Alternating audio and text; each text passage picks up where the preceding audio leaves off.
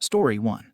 My friend wants you to make a subscriber storytime video about this. Keep in mind, this friend is the same friend that helped me find my attackers and the same one that was there for me when I needed help.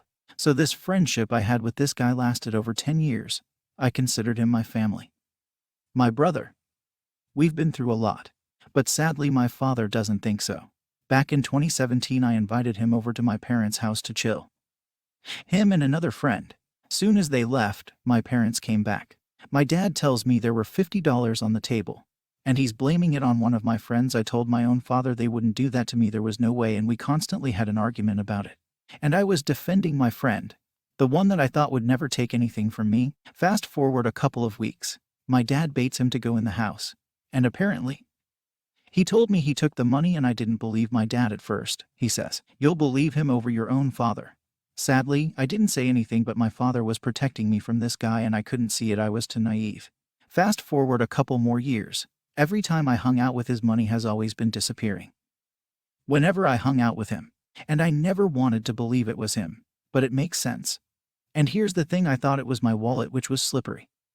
But it really wasn't the case. So I bought a new wallet, and every time I hung out with him my money kept disappearing and I never cared. And I never took accountability for letting it happen to me over and over again. I just didn't want to hear "I told you so" from my parents. In October 2020 I put him in a test. I left out $20 in my wallet. We were going to the gym that day. I picked him up from work. And when we went to the gym there was a certain time where I specifically remember.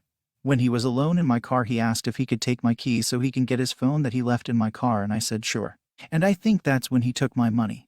After that I dropped him off. And I confronted him about the missing money, and I told him it was only me and him that day in the car. Nobody else. He was just in denial, saying things like, "Why would it be me? After all the things I do for you." Keep in mind, I do more for more as a friend, considering whenever I picked him up I waste gas, and you never hear me complaining.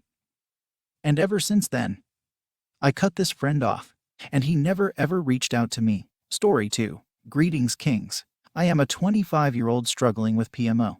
I started my journey in August 2020 with my longest streak being 21 days. It is very hard. But since being conscious of the negatives of NoFap, I have done it a lot less compared to how frequently I've been doing it since the age of 11. And with cutting back from PMO and not having sex like I used to, I've started to see changes in myself.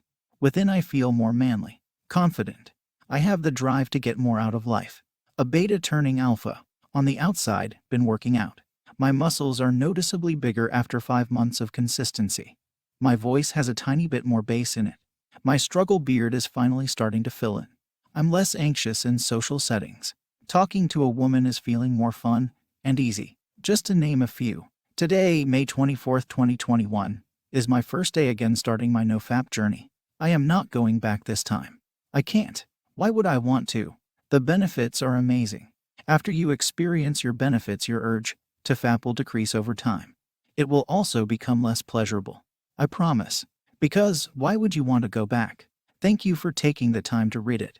Whether you share my message or not, I thank you for what you are doing for the community. I have been lost for years and your channel has helped me find myself significantly.